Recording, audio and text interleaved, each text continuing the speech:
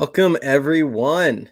We got another episode going. I'm going to have Ricky joining me again today. He's having some mic issues. Sorry, there was a little bit of a delay getting this thing going. He's having some mic issues. We'll get him pulled in as soon as he's up. But what's up, everyone? Hope everyone's having a great 4th. Enjoying the fireworks. If you do hear, I just heard a big one pop out outside my house. I don't know if everyone can hear those, but if they can, we'll hopefully we'll just roll with the punches there. But Giants win a big game today, 4-2 over Atlanta. It's going to be their 3rd straight series win. They've won 7 of their last 10. So big run they're on, especially given the fact that if you just look at the schedule that was coming up, it's a pretty tough, part of the schedule. I mean, now they have Cleveland, kind of no rest for the wicked right now. I mean, you go from having to play the Dodgers in Atlanta back to back, and now you get the team with one of the best records in the AL. So, it looks like we might have Ricky. It looks like he's got sound this time. Can you hear me, man? Yep. Can you hear me? Yeah, I got you. Just had to turn it off. Yep. Good old technology, man. Gotta love it. Oh, hold on. Oh, there we go. Sorry. Oh, shoot. All right. I'll be right. I'm going to hop off the stage. I'm going to be back in like a minute. Sorry for the delay. I got to grab something downstairs really quick. Apparently we had something dropped at our porch. Good timing. Wife's out of town. They drop stuff at the porch right now. That she doesn't want left out there. But I'm going to hop off the stage. No Basically, worries. all I was saying is we are, 7-3 in the last 10. Just got this thing kind of rolling a little bit. Got Cleveland coming up. I'll let you start giving your thoughts on the series, the game, whatever you want to talk about, and I'll just be right back. Sounds good. Cool. All right. So basically going off of what Cody was saying, huge series win for the Giants.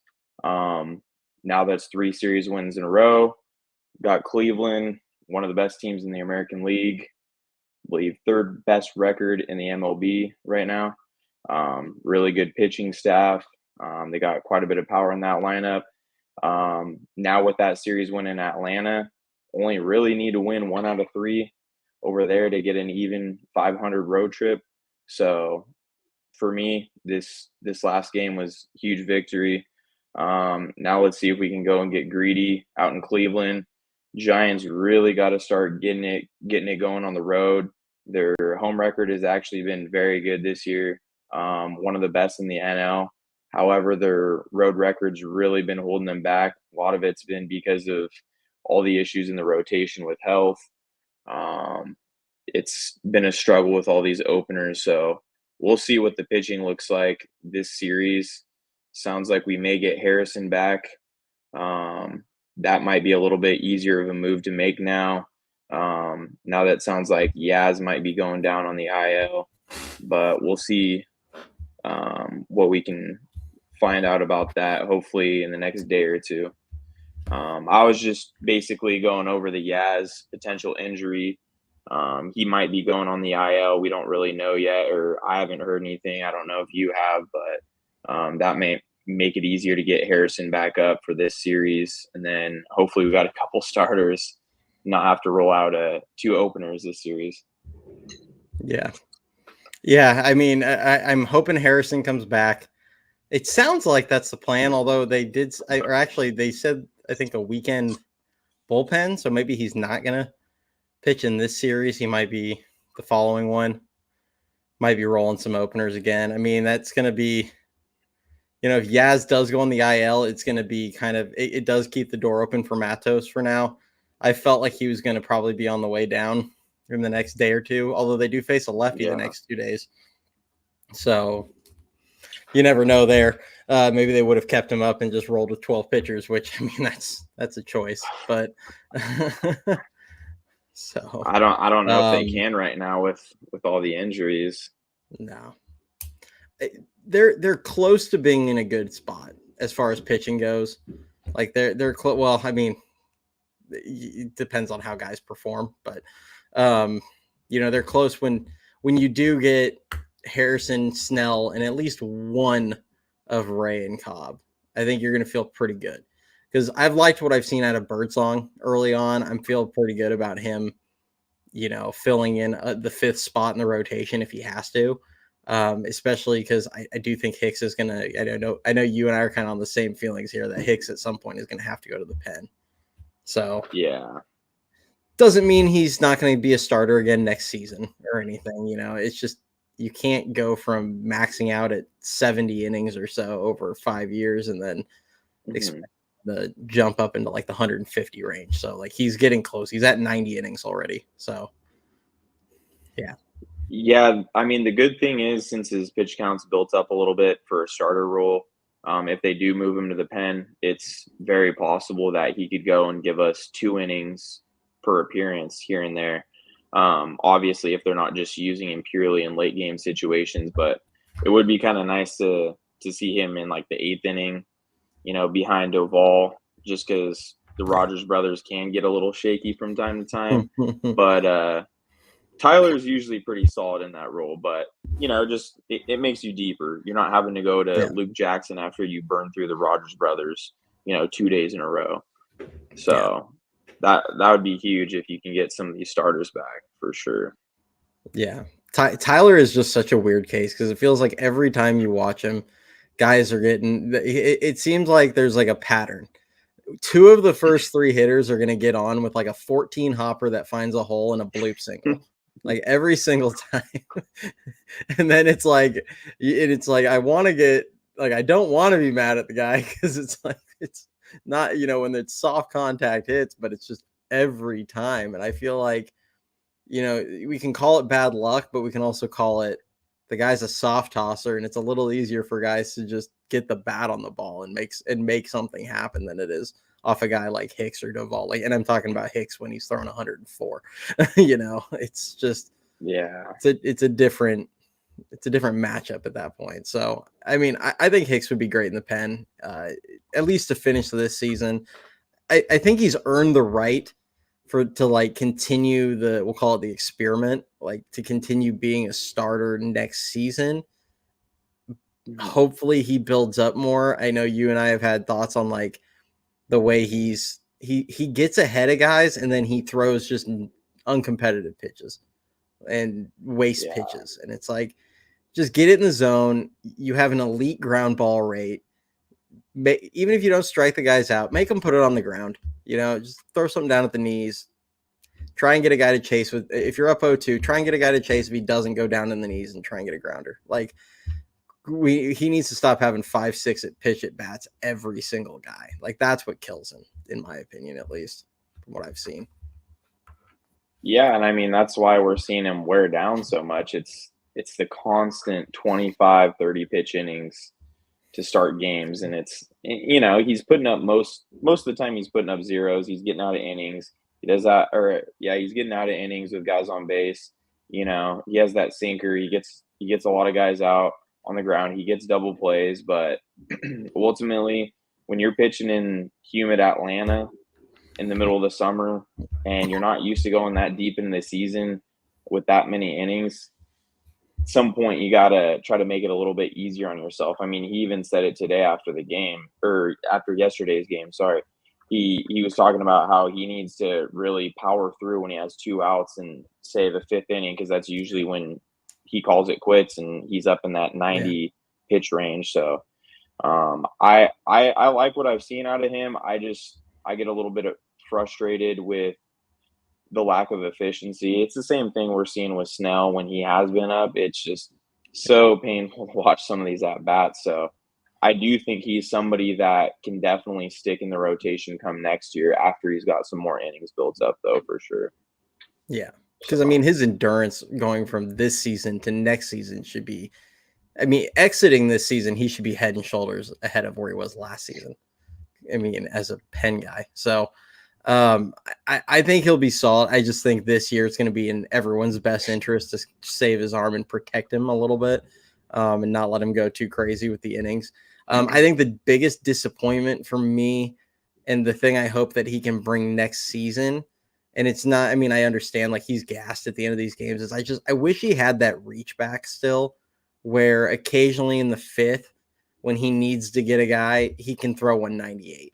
It's or hit 98, 99 for a pitch. It's like I just wish he had that little bit left in the tank. And I think it's pretty clear he doesn't because he's cruising at like 94, it seems like, in the fifth every time. So hopefully that comes next season because I mean, I get it. It's like the modern game is totally different now. I mean, guys go 5-6 innings, and that's just all they want out of a starter. Yeah. And if he could at least get into the sixth fairly regularly, I'd feel a lot better next season. I still don't think next season he's going to suddenly throw 180 innings or anything, but I could see him getting to 130 to 140 this season, and then maybe jumping up to 160 or so next season, or maybe a little higher than that. So. Like what I've seen, I just think eventually he's going to get pulled from the rotation this year. And then Webb did his typical thing today. He kind of he is so good at not looking like he has it and getting through 7 innings, giving up 2 runs. I feel it's like the 3rd or 4th time in a row he's done this, where he just doesn't look right, and then you look down at the box score at the end of the game, and it's 7 innings, 2 earned runs. Yep. He had no business finishing that 7th inning. I think he started that inning with like 88, 90 pitches, something like that. And then next thing you know, it's 2 quick ground balls. And I think he gave up a hit after that. But then, Melvin trusts him at this point. Finish it off, get us 7 innings, save the pen. We got probably 2 opener games coming up next 2 days. And then Birdsong will finish out that series. But yeah, I mean, consistently 6-7 innings every week. And honestly, I've gotten to the point where I know a lot of guys get frustrated. They're like, "Oh, Webb just gave up 1 or 2 runs right at the beginning of the game." I'm like, okay, he's gonna end up, 6 innings, 3 runs max usually, or seven innings with 3 runs, and that's pretty much just what it is. He almost always settles down. It's very rare he has those blowups like he did in Philly and Boston earlier in the year.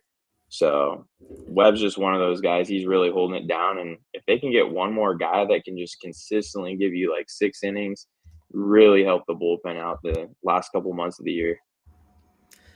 Yeah, I'm not sure we're going to get that guy in 2024, but I do feel like that guy is going to be Robbie Ray next season. Like, that's why they went and got Robbie Ray. I mean, Zaidi talked about him as a co-ace. I don't, you look at historically how Robbie Ray has pitched. And I mean, outside of the year he won a Cy Young, which I mean, yeah, he's one of those guys that can sit there at the end of the day and say, "I've won a Cy Young." And that's awesome. But you look historically at what he's done, and he's not like an ace. I think he's at best like a good number 2.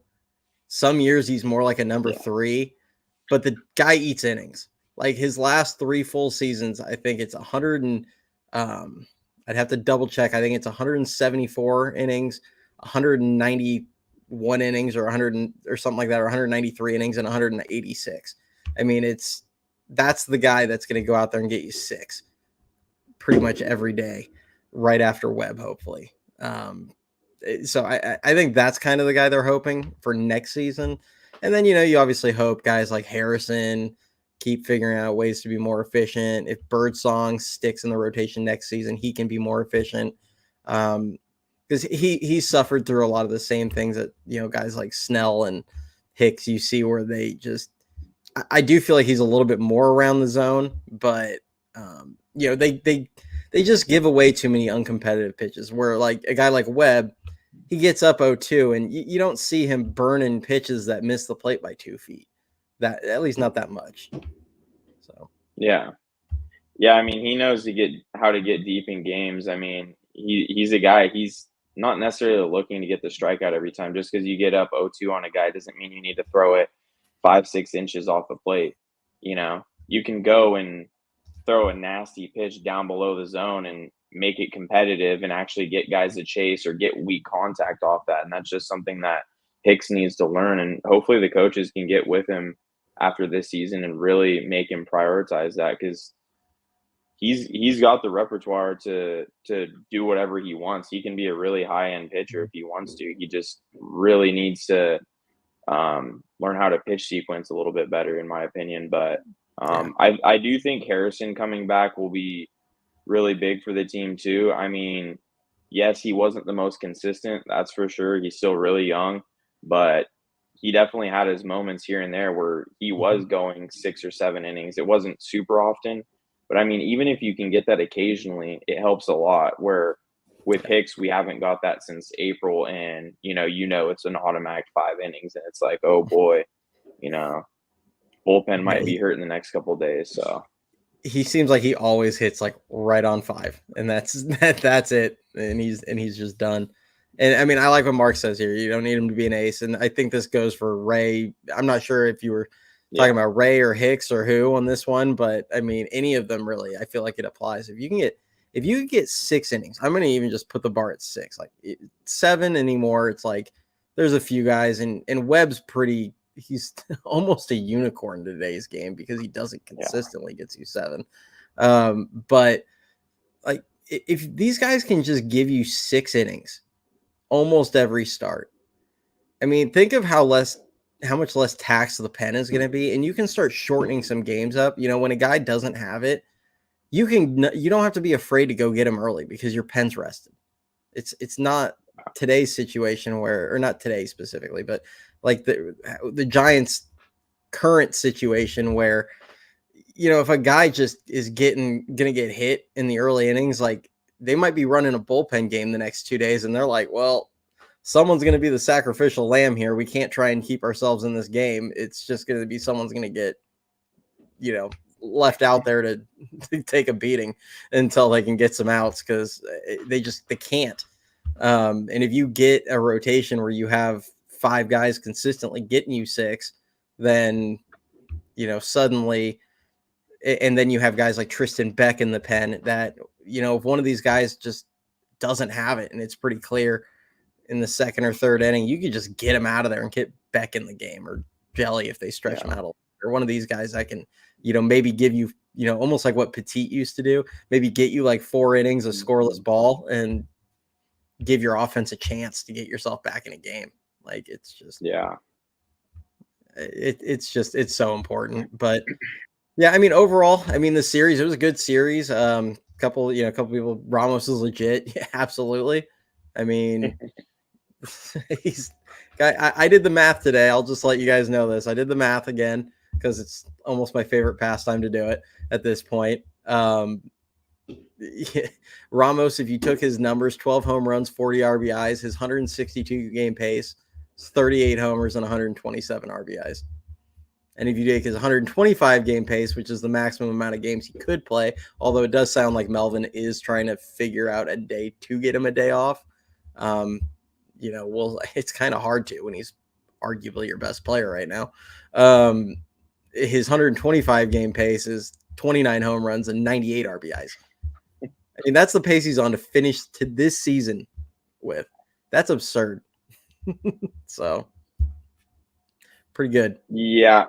I mean, at 24 years old with both of them, I think we're kind of at the point where both Ramos and Wisely need to be playing every single day. Or Wisely might have turned 25 just recently, but either way, those guys need to be playing every day. I mean, you got all sorts of dudes in their 30s or right near their 30s on the team.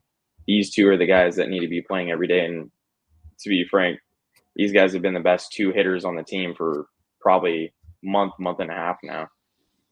Yeah. Luke Jackson, our favorite for sure. Puke. Wisely is 25 as of May 8th. Sounds about right. Yeah. Yeah, but either way, those. Go ahead. Yeah. Those two just need to be playing every single day. I mean, Wisely's been pretty solid against lefties too. There's really no reason to be platooning him. Obviously, Tyro's hurt, so it's a little bit easier now. But even if we have Wisely, Tyro, and Ahmed, you got to find a way to get Wisely in there one way or another at short or second. In my opinion, Ahmed just still not really doing much. So yeah, I don't. Y'all know how I feel about Nick Ahmed. I mean, he's doing what he's doing, but I'm not a fan. I'll root for him as long as he's a Giant. I don't root against anybody on the Giants. I mean, I get my laughs when he gets a high fastball and he looks like he's chopping a tree down, but it's or when he gets a ground ball, a routine grounder to short, and he takes a 3 shuffle step throw to get it to first. It's like he's crow hopping over there. But he's got a good glove overall. He's playing solid defense. The offense around him is playing well. This is a situation where you can afford his bat when Soler and Chapman and Conforto and Ramos is obviously doing what he's doing, and Bailey. I mean, Bailey's bat's cooling off, but at the end of the day, he's swung a good bat this season. Wisely's been doing some good things. Like when there's production almost top to bottom in the lineup, aside from Ahmed, you can afford it. Because then when Ahmed goes 1 for 4 or something, or 0 for 3 with a walk, and he just gives you a little bit at the plate, you can kind of live with it. He does put the ball in play pretty consistently, which gives him at least a good chance when there's runners in scoring position or when they need a situational at bat. I mean, I'll give him credit where it's due. Like, he's been good in those situations. He's not a difference maker. And when the team was just absolutely in the tank offensively for a while there, it's like you can't have automatic outs. And that's kind of where I'm at. And Wisely absolutely should be playing. I just double checked his splits versus lefties just to have the numbers in front. And he's 11 for 23 with a home run and 5 RBIs. So, and 4 doubles. So he's 11 hits, 5 of them are extra base hits off of left-handed pitching. Like, why is this guy not getting an opportunity? Yeah, exactly. And, the other thing is, even when him and Ramos have gone into these like mini little slumps, they're still hitting the ball hard. Their at-bats still look fine. They don't look like they're losing confidence at all. So, I mean, and there's just nobody else that you can really plug in and is going to be that big of a difference maker other than those two, really. And then now we're getting to see Chapman finally start really heating up, because last time he pretty much carried the lineup for about a week and a half, and now it just seems like his at-bat quality has just consistently been good. I'm not expecting him to go on these home run hitting tears necessarily, but the at-bat quality has been way better with runners in scoring position last few weeks. So that's definitely been huge. Yeah. I mean, Chapman and Ramos today kind of put they're going to start separating themselves, I think, pretty soon. Although, Chapman, I really like the guy. He is very streaky, and it wouldn't shock me if in a week we're just back to kind of what we were getting for a while there. I hope I'm wrong. Anybody that saw what I tweeted out today, I said I hope that Chapman and Ramos just get in a boat race to lead the team in home runs and RBIs, because that means you're going to have 2 guys in the middle of your order producing like crazy. So I'm certainly not hoping that Chapman cools off, but that's just kind of been his MO. So, and Soler, I mean, he's doing really well too. Conforto's kind of coming around a little bit. We'll kind of, we'll see. I mean, these guys are producing, they can win. I mean, they're showing it against good teams right now. When their big guys in their lineup are actually producing, they can compete with any teams. But when you get the level of production they got out of these guys for 2 months, it's like, that's why you end up 6 games under 500.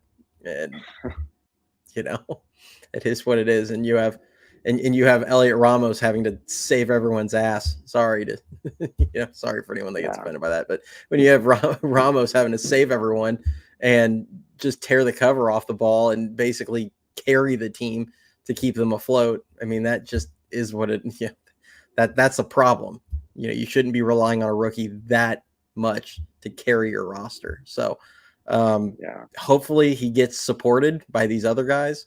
I mean, Capaldi hit today.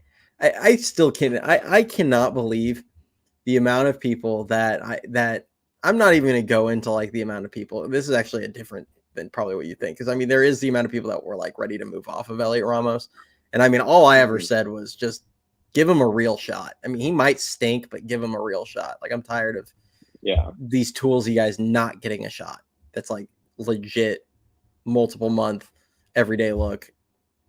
Yeah, I was even ready to accept him just taking Slater's role at one point in the season because it was like, Yeah. Slater's terrible. At least get him on the roster so we can see if he can hit lefties or something.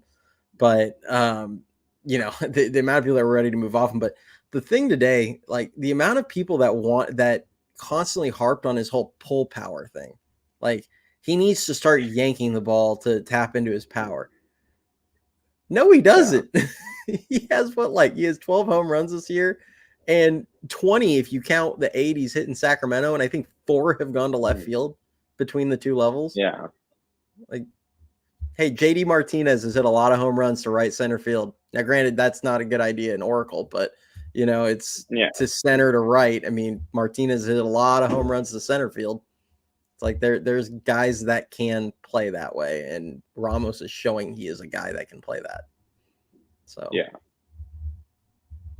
yeah, I'm just never a fan of making these huge tweaks to these guys' swings, and we're seeing it with Ramos. Just let him do his thing. I mean, almost all of his homers, it seems like at home at least, are just dead center, and then you see what happens when he goes into a hitter's park in the middle of the summer, and it's just effortless power to right field and down the right field line. That's insane. I mean, he even shocked himself by doing that yesterday. So it's for the ball, and it's just I love that he was like apologizing to everybody going around the fence. It's crazy. But I mean, that's another thing to learn. I don't know what kind of adjustments they try to make with Luciano's swing, but we've seen consistently over his years in the minors how much he likes to go to right center, and you got to let those guys do that, man. And I don't know if, like I said, if they're making adjustments to his swing or not, but it's just very odd to me that he's only got 3 homers this far into the season, and usually he's a guy that may strike out a lot, but the power is going to be there for sure. So it's definitely good. Early in the year, they were talking about him making more contact. And, yeah, exactly. And I don't know. I don't know. It's like at some point for me with Luciano, it's like, man, you're going to swing and miss. Go be what Elliot Ramos is doing. You're going to swing and miss. But when you hit the ball, I want it to be loud. Like I want you to do some damage. Maybe, maybe Marco Luciano, maybe he ends up being a guy that's like a 240 hitter. But he'll have a 360 on base or something like that, or 350 on base still, because he's gonna walk 12% of the time or something like that. But if he's hitting that, but he's also hitting 30 homers and hitting another 25, he's got 50 plus extra base hits annually. Like, all right, man, like that's great. Like that's what we need. We need to do damage, and I just. It doesn't make sense to me. You and I have both seen it last year in Double A. I remember a weekend where he hit like 4 home runs in 2 days. Like he hit 2 home runs, or it might have been 5 in 3 days. Like he had a weekend where it was like 2 home runs, 1 home run the last day. And it's like, I know they can come in bunches for him, and I know he has the power. I mean, last year he hit 15, and he only played in like 70 games between all the levels. Yeah, he's out for a super long time. Yeah, and this season he's got 3. It's kind of insane in a super hitter-friendly league. But yeah, it's crazy. So Mark says getting pull happy usually means you go into a slump. Man, anybody that has heard me talk about Luis Matos, that is the first thing I say. He's trying to pull everything over the left field fence. It's just so obvious. Everything's going to left center, to left, like to the left fielder, to left center right now. Sometimes closer to the line. He's hitting a ton of stuff off the end of the bat. He's getting under a ton of stuff. It's just, and everything, it's like, feels like it's a big uppercut to left field. It's like Luis Matos, line drives, use the whole field. I watched him in Sacramento all last season, spraying the ball all over the place. And what did he do? He hit 350 in Sacramento. Let the power, like he added 14 pounds of muscle. A few of these balls are going to get over the fence that didn't last season. And you know what? If you have a 2-0, 3-0, 3-1 count, by all means, if that guy hangs one, absolutely try and hit it 420 feet to left field. I don't care. That's what you should be doing. But the rest of the time, man, gap, line to line, gap, just try and start pounding doubles. Yeah. That's frustrating to me. And I mean, we can harp on his swing decisions because I mean, he is swinging at a lot of bad pitches to hit, but like that's the thing to me is just like the approach as far as like what he's trying to do. It's just driving me insane. Yeah. I mean, if he can get the approach down first, that's honestly the biggest thing. I know most people harp on the swing decisions, but if he can get the approach down first, then all these balls that he's still making contact with in the other batter's box, those balls will start going to right field at least, because he can barrel balls up that are that far off the plate. That's just one of his biggest, skills. But honestly, the thing with Matos for me is if you could just take a little bit of what Luciano is doing and a little bit of what Ramos is doing and bring that together with Matos, he'd be a perfect player because he can just barrel everything up where Luciano really can't do that. Like you see Luciano struggle on the outer half of the plate a lot. He does get a lot of his homers off of pitches on the outer half of the plate, but he also gets a lot of his strikeouts on that side of the plate as well. Yeah. And if you can see him just be a little bit more patient, man, his ceiling is super high. So, and I mean, the defense has also come a long way this year as well. I still have my reservations at times with him and, taking the correct routes to balls. But as far as just getting there and making a super athletic play on a ball, he's been doing a really good job for the last couple of months now between the two stints he's been up in the big leagues. I mean, we saw two really nice plays that most guys aren't making here in Atlanta. So he's definitely somebody I would like to just honestly just keep him in the corners because Ramos clearly tracks fly balls down way better in center than Matos. Yeah. So. And I'll feel pretty good when Ramos is probably in right field next season. I do think that's I don't think they're gonna. There's a kind of a debate going on with that, and I do think Lee is definitely a better defensive center fielder. He gets a better first step. Ramos takes pretty good routes for the most part. You see him misread a few balls, kind of. I think not being able, like yesterday, where I actually don't think he was going to get to it anywhere. But the one where him and Matos both kind of didn't take great routes, and the ball kind of fell in front of both of them, and. I mean, even with a perfect route, it didn't look like he was even remotely close to me. So I don't know, but maybe he does get it. But I do think when he's coming from center, he does struggle a little bit more than Lee seemed to, as far as reading the contact off the bat.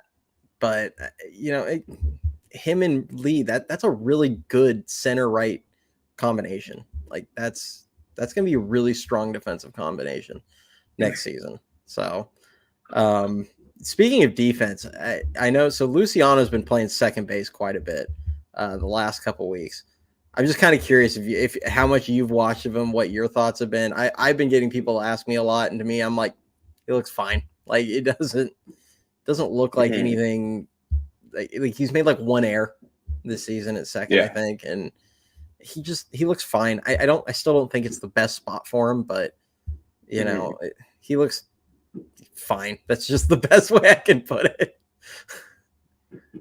I think he looks a lot better than he did last year when they put him there at second for a brief stint later in the year last year. And he was having a lot of trouble with feeds to second on double plays. And he just did not look comfortable, which is really weird to me because, I mean, as a second baseman, your responsibility is so much less than it is at short and you have so much more time. I was just very surprised by that. You'd think growing up at some point there's a better shortstop that he might have been playing with defensively, and he slides over there from time to time. So you'd think he'd be able to slide right over there and naturally just pick it up, but I don't know. But this year, I haven't really had those concerns. I don't know how comfortable they would be with playing him there consistently and, like, say, having Wisely over at short, just because obviously, as we know, it's not Wisely's best position, that's for sure. It's also interesting tonight with Luciano out for Sacramento. They had Koss up from Richmond, and he was playing short. So I'm kind of curious to see what happens with that going forward when Luciano is in the lineup. If they just keep throwing him at second and they brought Cost up to cover short and then just keep Schmidt at third, I guess. I don't know. Yeah. I do know Cost, even though he's a little bit older, has been hitting pretty well for the most part since he was acquired from Boston. So.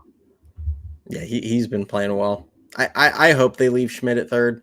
I want Schmidt just to be left alone at third base. I'm so sick of the fact that you have a guy that, I mean, his comparison coming out of college is the guy that's playing third base currently for the Giants. Like, that's what people compared him to. They were like, has some pop, Gold Glove caliber third baseman. Then he wins a minor league Gold Glove. He was viewed as one of the better defensive prospects in all of baseball. And then they're like, hey, you know it'd be a great idea? Let's play him at short. Oh, you know what's a better idea? Let's have him learn second base too.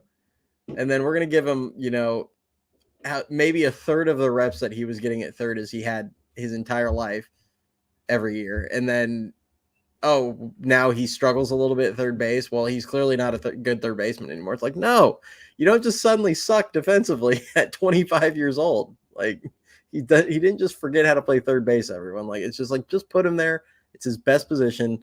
Leave him alone. Let him develop at third base. And that way, whenever Chapman opts out or whatever you're going to, whatever happens there, you're ready to give him a shot at third. So that's my tangent for Schmidt, but I just, it drives me nuts how much they're moving him around. And I mean, and I'm someone that's been sitting here saying, like, I'm willing to just put him at short and let him play short and see if his bat can figure it out, because that's how bad I want Ahmed out. But so. Yeah, I hear you. And I just look at it this way, like going back to the hypothetical we threw out in the minor league live. If you have Chapman go and walk and get a bigger contract somewhere else after this season, he opts out, you might need Schmidt to fill in at third and just keep him there. And then, like you said, maybe we go out and get Kim and throw him at short. You have Wisely at second. You have, probably Wade still at first, if we're being honest. And then you have an outfield of potentially Matos, Ramos, and Lee with Bailey behind the dish. That's a pretty damn good defense. So that should be really good going forward, especially with, a lot of guys that get a lot of ground balls in the rotation. So, yeah. What do you – really quick. I'm going to run through a couple of these really quick. Kevin was asking, this was for Luciano, why do they have him at second, not first? Who knows? Because Wade's playing first, and they probably think that there's more of a path at second in the immediate. I mean, that's my guess. And Eldridge is behind Wade, so I mean, Eldridge he's a ways off. I mean, he's in high A right now.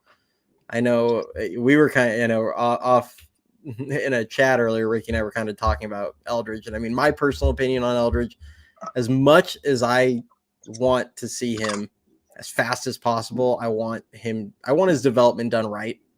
So my thing is, if that means getting 600 at bats in the upper levels, unlike a lot of these guys that have gotten rushed up, I'm all for it. If that means spending all of next season in Double-A and then coming into 2026 and then, going, all right, you're going to start in Triple-A, play your way up. And he's already got, 500 plus at bats in Double-A, plus he'll probably get a couple hundred in Triple-A. Like, I'm totally fine with that, because I don't want them screwing up his development because they decided to rush him through the upper levels. And then he goes back and forth when he gets added to the 40 man before he needed to be. And then all of a sudden he's going back and forth and the clock is ticking on him. Yeah, I don't want that. Like, as much as I want him to develop correctly and become a superstar, because I think he can. So that's 100%.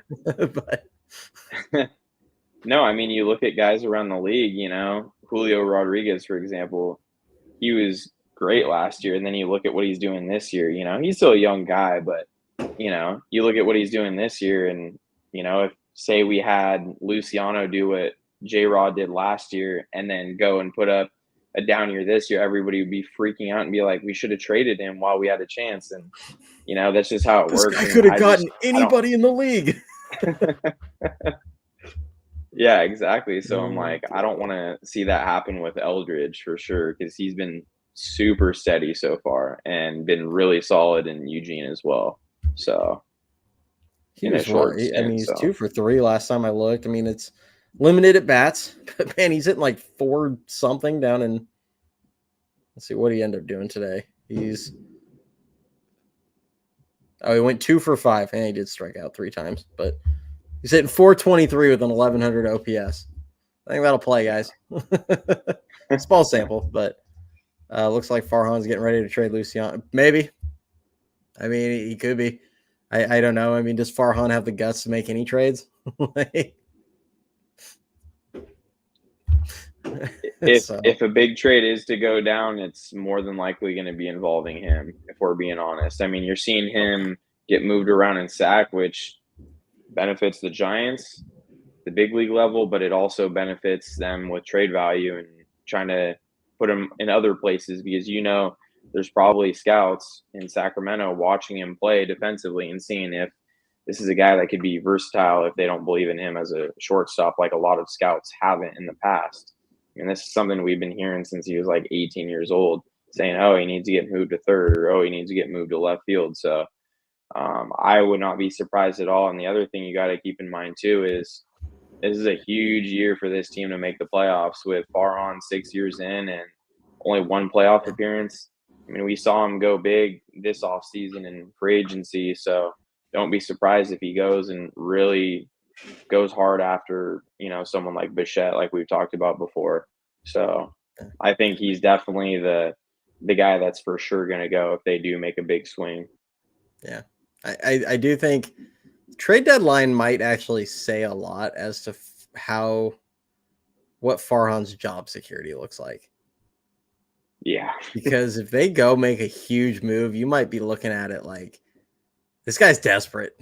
he knows his ass is to the fire right now.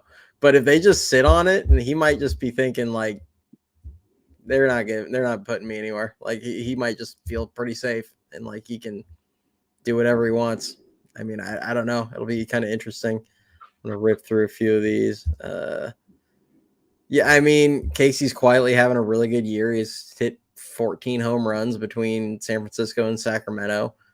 He was hitting like 288, I think, or 285, 290, I don't know, something like that in Sacramento right now. He's got high 800 OPS over there. I mean, you look at the walk rate is up, but I mean, keep doing his thing. I mean, I could see them giving him an opportunity next season, especially Chapman's starting to play well enough that I definitely think an opt-out is in play. Now, maybe Chapman's just as happy here. There's always a possibility that he's like, hey, can we, try and work out a 3-year contract, like renegotiate for a little more money. I would not give him 4 or 5 years. Like, that's me. I do think Schmidt has value still. I mean, he didn't just suddenly lose value because he had a rough 300 at bats in the majors. Like, this guy was a top 100 prospect last season, and he's doing well this season. Like, no matter what some fans think of him, like, he has value around the game. So, yeah, 100%. I mean, if fans don't think he has value, I mean, go and look at that Luis Arraez trade. I mean, they didn't trade a bunch of like really top-notch cornerstone type players. There's a lot of guys in kind of Schmidt's tier that got shipped out in that trade. It was a lot more of quantity over quality, but Schmidt's definitely somebody that could be a filler in a trade. I personally don't see it because I do think he's probably the future at third, but yeah, for sure. I think it depends on Chapman's situation. They love Chapman, and there's a good reason for it. I mean, it's you get it as to why, and he's not like old. I just don't want him for a 5-year contract. That's all. Like, no, I don't. Same thing I said all off season, where I was like, I was thrilled to get him on the deal he got, not looking for him on what he probably was looking for. So, yeah. Ryan says, I'd personally trade Doval, Conforto, Luciano, Wisenhunt, and DFA Slater. We can revamp this roster while also opening spots for young guys. Also move off Soler while you're at it. Soler gets tricky, especially with 2 more years on his deal. And honestly, I think if you move Soler, that's a reason to keep Luciano, because then now you can DH him and you can let him figure it out at the majors. So I don't think they would trade both of those guys. I would also add Tyro to your list. I'd be looking to move Tyro. Wade, I get keeping. I get both sides of it. Like I think you could get something for him, but realistically, if you're trying to be competitive, next season, he's not. He's a tricky player because he's not a guy that can carry the offense or anything, but he's also pretty dependable when he's out there. And that matters. He's not a natural first baseman. He's probably better in the outfield. We saw some of that today. But yeah, I would like this. You could move Conforto and Tyro, get yourself a couple mid-level prospects. You could trade Doval and probably get yourself a pretty high-end prospect and move, Ryan Walker, Randy Rodriguez eventually. Heck, Jordan Hicks could go be your closer if you needed to. Just tell him, hey, dude, start throwing 104 again. You can be the closer. You have options, and then Luciano Wisenhunt. That can get you probably a pretty big high-end player back. And then, DFA Slater that's all you really have to say. Yeah, honestly, it's interesting because there is a scenario where all of this could play out. It's very unlikely that there's this much action at this year's deadline, but we've talked about it before. You could see a deadline this year where the Giants do a little bit of buy and a little bit of sell, just because they do have guys like Conforto on expiring contracts, and then they do have guys like Luciano and Wisenhunt who are very close to the bigs, but there might not be a super set role for them because of some of their struggles, but they do have good value still to where the Giants are going to go out and make a splash and get somebody that can solidify a spot out in the field as a position player. They kind of need to do it before those guys bottom out, if that does end up happening, because that could happen as soon as next year for all we know. I will say this: I'm not moving Pomaris for a backup catcher. I'm going to just tell you that right now. Everything else, yeah, dump all of them, but I wouldn't be moving. I wouldn't be moving Pomaris. I don't know if you've seen what he's doing in the Eastern League. I know you have, Ricky, but Pomaris is hitting the piss out of the ball in the Eastern League, and that's no joke. So I'd keep Pomaris around at least. I think he just wants to trade away your guy. Mark, my opinion is that, yes, I wouldn't say he needs to be volunteered, because Hicks has actually made some comments this season where he said his goal is 130 innings and then kind of go from there. And he's mentioned things such as, I might need to skip starts. I might need to, they may have to make decisions later in the season. I remember there was an early article in The Athletic where they were talking about how many innings Harrison, Hicks, Wynn, all those guys had been throwing. Now Wynn's obviously, I think he's pitched his way out of a role right now. Maybe they bring him back and put him in the pen. He has options. They can shove him back at sack. But with Hicks, at the end of the day, he could have came in with whatever intentions he wanted, but the team's going to do what's best for them. They get to make the decision. There's nobody can put anything. I don't know. Somebody was referencing an article. Last time I checked, none of these guys have things in their contracts that are if you start me, or if you don't start me, it's void. They can do what they want at the end of the day. Now, it sends a bad message if they just basically tell him, yeah, you're not a starter, and move on permanently. But Hicks knows what all of us know. This guy hasn't thrown a ton of innings at some point, and I'm not saying make him the long-term closer, but you could move Doval and then make him the closer for the rest of this season. He'll finish the year around 130 innings because, he's going to make at least a few more starts. So, he'd finish the year around that number. And then next season, I don't know. Maybe it's Ryan Walker. Maybe it's Randy Rodriguez. It could be one of these guys. Yeah, and I've mentioned it before. I mean, a lot of teams go year by year with their closer, not literally every single year changing closers, but you see it all the time where teams change out their closers and don't keep guys around long term. So the Giants don't necessarily need to tie themselves to Doval if they do want to try to trade him. If they do end up getting into another rut, you do have options there. Yeah. I think he's very unlikely to get moved. If they're in it, and I mean really in it, not we're 5 games under 500 and we're 4 out. I don't mean that. But if they're like, you get to the end of July and they're 2 or 3 games over 500 and they're like a game out, I don't see them trading him unless they get just blown away with something. It would have to be really good. It would have to be like Kobe Mayo coming back. Yeah. It's going to have to be like an insane package for them. If the Giants are going to buy, we're going to actually talk about this a lot tomorrow. Caveman Dan is going to be joining us tomorrow.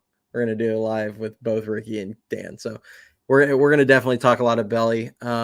Bichette, I do. We do. I think all 3 of us have multiple times said we would love to get Bichette. Yeah, it's a risk. I mean, we were talking about trading Luciano earlier. It's a risk. Farhan's well aware, and I mean, I'm sure he's willing to take. He seems to be the guy that he's willing to take that risk on. But with Luciano, it very easily could be that Luciano just never develops, and he just kind of stinks, because the swing and miss never improves. He never consistently barrels enough balls. There could be a lot of things, and he doesn't have a bunch of other tools that are pretty elite. A guy like Grant McCray, who's elite defensively, elite base running, elite speed, has good pop, and it's just a matter of can he make contact enough. Luciano, he doesn't do all those other things at an elite level. So it's smaller margins. His bat has to be good. But he could also turn into an absolute stud and make them look stupid by trading him. So, I mean, it's a risk, but Bichette's a guy I would do it. That's where I'm at. And Belly's a little tricky. I actually, right here, I actually think Belly would fit the timeline because I don't think Eldridge realistically has any chance of reaching the majors prior to 2026.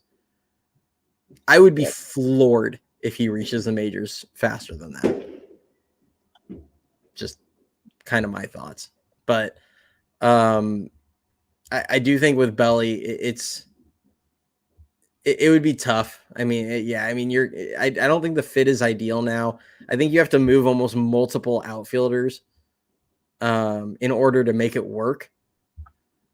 The ability to play first and the outfield does help. Although if he was, he's left-handed, that's the part that kind of sucks. It's like if he was a right-hander, you could put him on first on days that lefties are pitching, and then you could shove him in the outfield other days.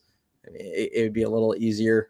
I don't know. It gets tough. I think before the season it made a lot more sense, but now with Ramos established, Matos kind of right there, trying to play his way into a role, and you'd have to at minimum trade Conforto and probably one of these other, the platooners. Yeah. So. Yeah, it's doable. It's just the Giants are kind of in a spot where they just have too many outfielders and they seem super reluctant to get rid of, Yaz, Conforto, and Slater. So I don't know. I'm kind of hoping by the end of this season we see the end of Yaz and Slater finally, but I don't see it happening given what they have in the minor leagues, and I don't see them making a move for an outfielder. I think we're just going to ride it out with Conforto, and then it might be a very different outfield next year with, like we said, Ramos, Matos, and Lee. Yeah. Probably would be a perfect fit when Farhan ever replaces beloved, or but Farhan wouldn't ever replace his beloved Waiter. Yes. I mean, Yeah, it's. I mean, the reality is like people are going to look at Cody Bellinger this season, and I don't know what his home run totals are. I know he's actually driven in a decent amount of runs. He's probably around 40 or so. Like he'd be near the team lead for the Giants, but I think, and he was at 9 home runs last I saw. I don't know what it's actually at now, but he's hitting like 270 with like a 760 OPS in Chicago. Like it doesn't just stand out, but his approach, like he has a professional approach, and he puts the ball in play. He draws walks. He'll hit the occasional homer. He'll hit a good amount of doubles. He'll hit, he's a professional at bat, and he's constantly solid. And if you just look at the offense for Wade, like Wade's having a better year technically. Like I mean, he's hitting 3 something. Oh, here we go, Dan. 274, 9 homers, 37 RBIs, 760 OPS. Yeah, and that doesn't even factor in that he could win a Gold Glove at first base. Like he's an actual really good defensive first baseman. So I would like it, but I'm also partial to having that good defense and a guy that's a professional at bat. And I think you could move Wade around. You play Wade in left or right field. You can play Wade at first some days. You could, this is where having Soler makes it tricky because you don't have as much flexibility on the lineup. Exactly. So it's tricky. Yeah. And that's kind of why I wanted somebody more like Bellinger. Oh, I did hear a little bit of something. I didn't know. They're popping him off in the cul-de-sac. I didn't know how loud if you guys were picking them up. I'll mute myself when Ryan's talking at least. But yeah, I mean, going back to Bellinger, I mean, I would have loved that move before the season started. I personally wanted him. They're just thing is, obviously they weren't going to get rid of Wade, but Bellinger gives you better defense at first than Wade by far. And he can play center, and he can play left, and he can play right. He can hit in multiple spots in the lineup. And the thing is, since he went to Chicago, he's prioritizing contact a lot more than he ever did because the Dodgers, plain and simple, just wanted him to hit bombs and led to a lot of strikeouts. And then when they were still able to shift, his average just sunk. So he's definitely somebody that would have been a great fit. But ultimately, at some point, they're going to have to really revamp this outfield as far as the reserves go. Maybe, go with a Fitz going forward and a couple other younger guys, or maybe just bring in another guy on a short-term deal. But I definitely see Conforto gone after this year, and then hopefully not too much longer of Yaz and Slater because they desperately need that added speed in the lineup. All right, everybody ready? It's popping off like crazy out there. I think it just finally got dark up here, so we get those super long days, and now all of a sudden it's just like pop outside my house. It's hilarious. Belly has played every outfield position. First base season has 1,000 fielding percentage with 7 outfield assists. Yeah, I mean he's really good defensively all over the place. I mean he come in and he can play center. He can play right. Yeah, you could. Trust me, I would love to see an outfield right now of Belly, Ramos, and Matos with whoever playing whatever position. Like I would love it. I wanted the move before the year. I think I made multiple videos and multiple things talking about how the Giants should sign Cody Bellinger in the offseason. I thought he fit their timeline. I thought if I was willing to do a long-term I would have loved to have done a long-term deal for him and been just fine with that.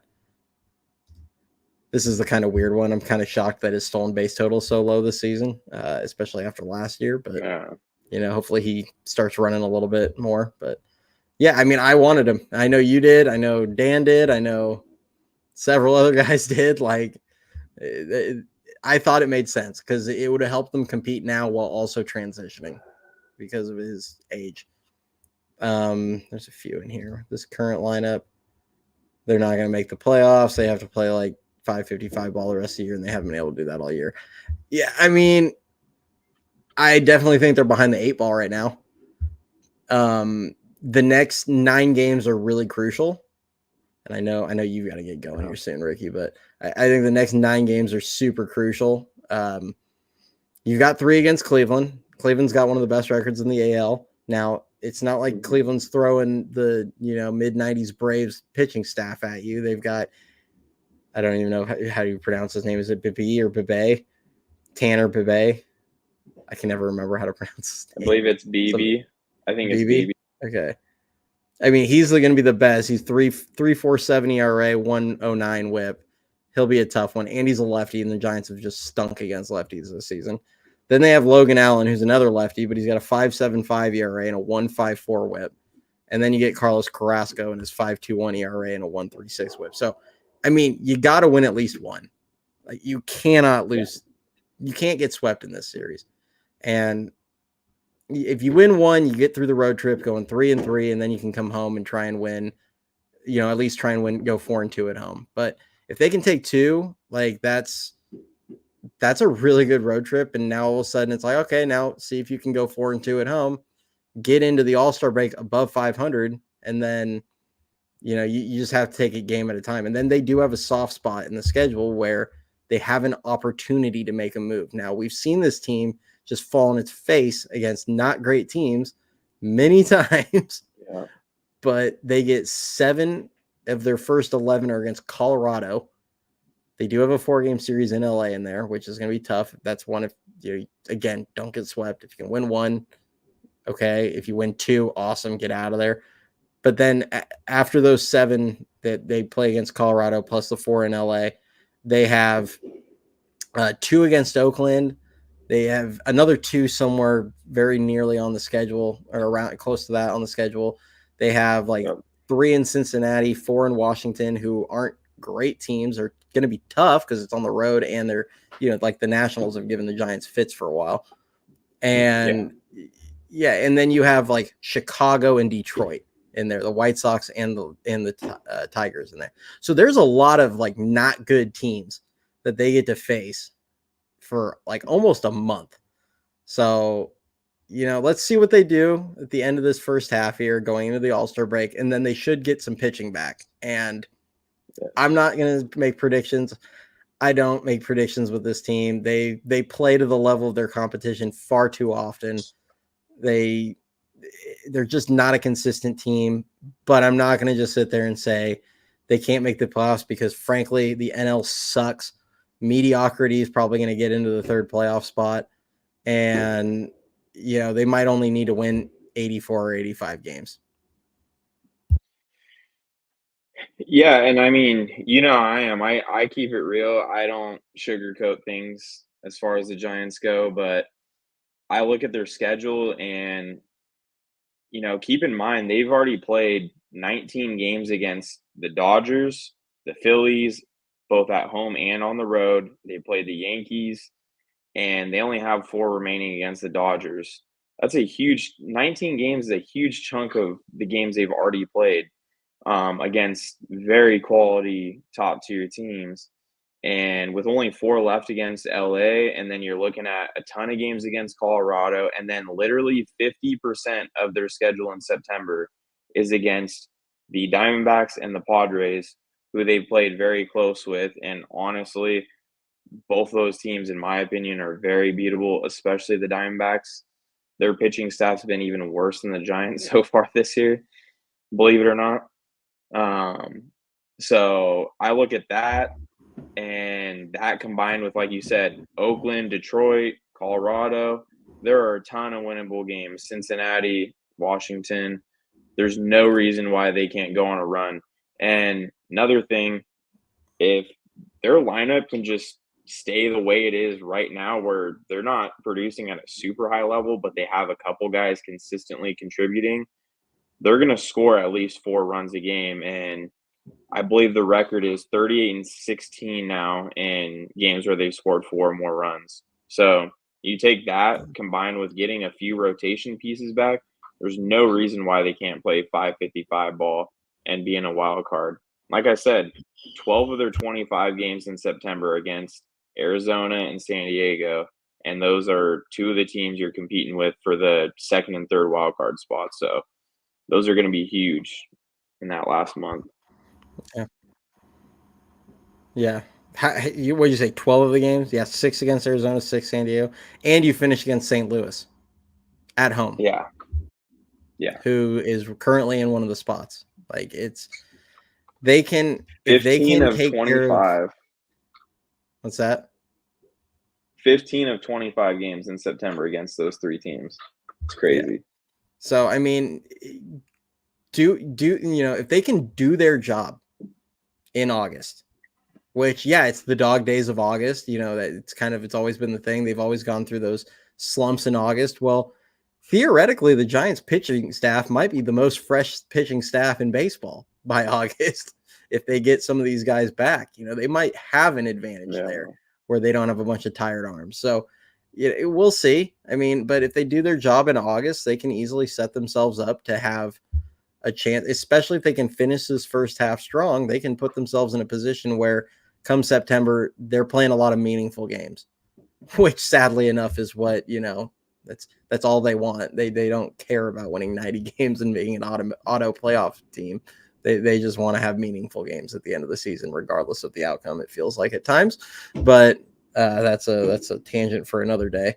But yeah, I mean, I'm doing the quick math. What's what's their record right now? They're 43 and 45.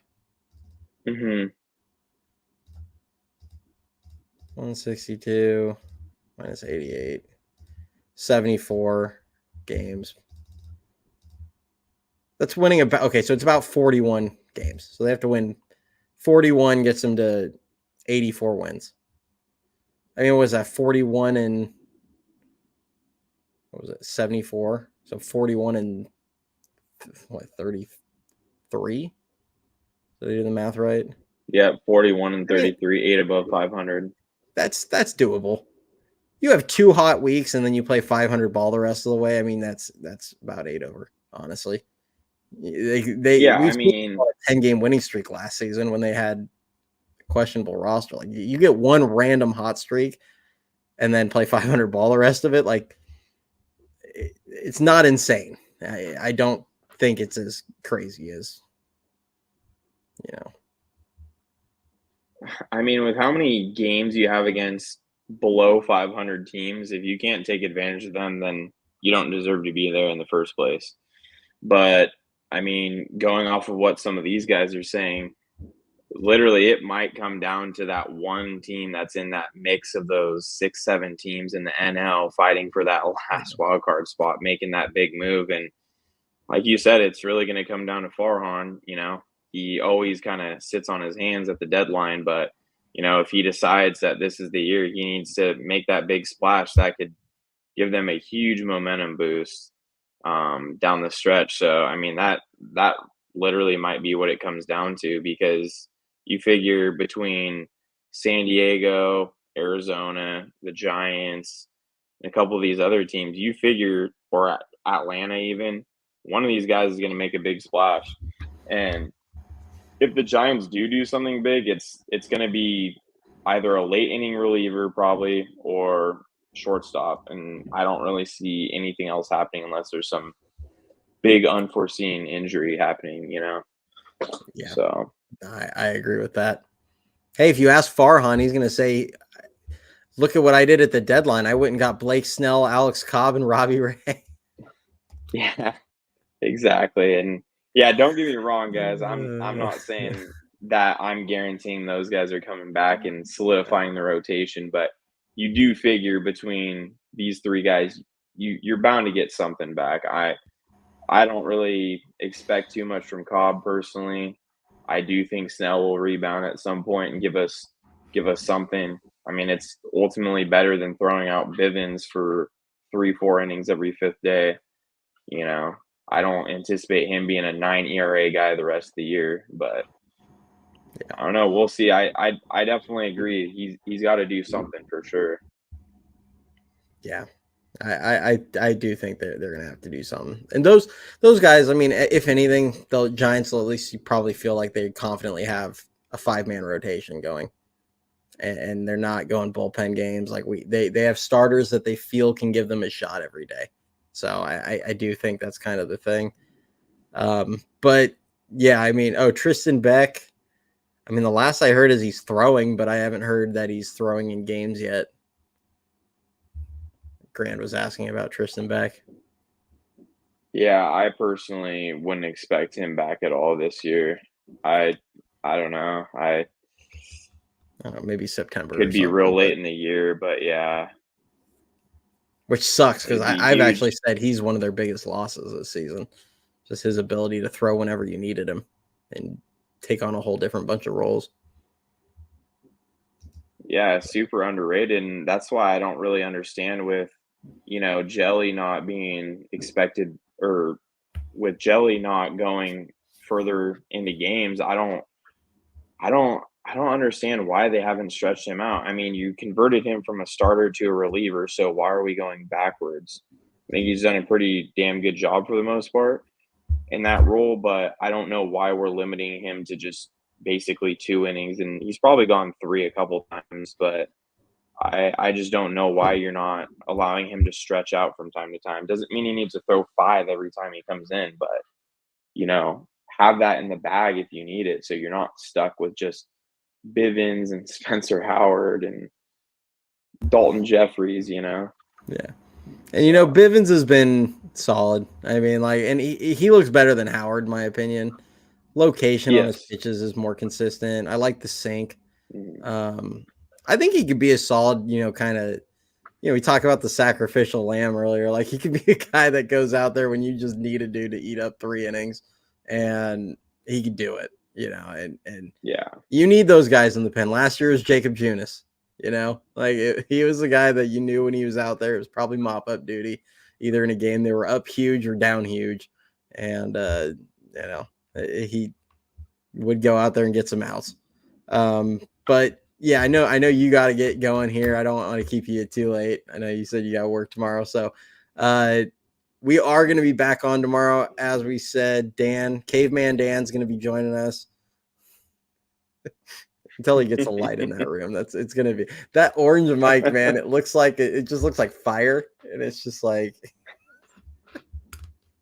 Dan's going to give me crap for that. That's good. I don't know. I think he needs to keep it, man. At this point, he's already been tabbed that name. Yeah, I think he needs to keep it going. Yeah, keep it. I'm all for it. It's just funny. But yeah, Dan's gonna join Ricky and I tomorrow. We'll do another show. If you guys have any topics, any questions, anything in particular you guys want us to talk about tomorrow, I'm sure we'll brainstorm a little bit, but slap them in the comments on this video, or you message me on Twitter. You can follow me right there on @EYD show. I don't know if Ricky's got the Twitter that he wants to share, if he wants you guys follow him too. Other than that, as always, if you enjoy the content, like the video, subscribe to the channel, I appreciate it. I think we went up a couple subs during this, so that's cool. Yeah. So appreciate all the support, guys. You got anything you want to add? No, I'll see you guys tomorrow. All right, man. Everyone enjoy the 4th. Happy birthday, America. And, you already hear the party going on outside my window. So we'll get this on the road, but appreciate all you guys. All right. Thanks, guys.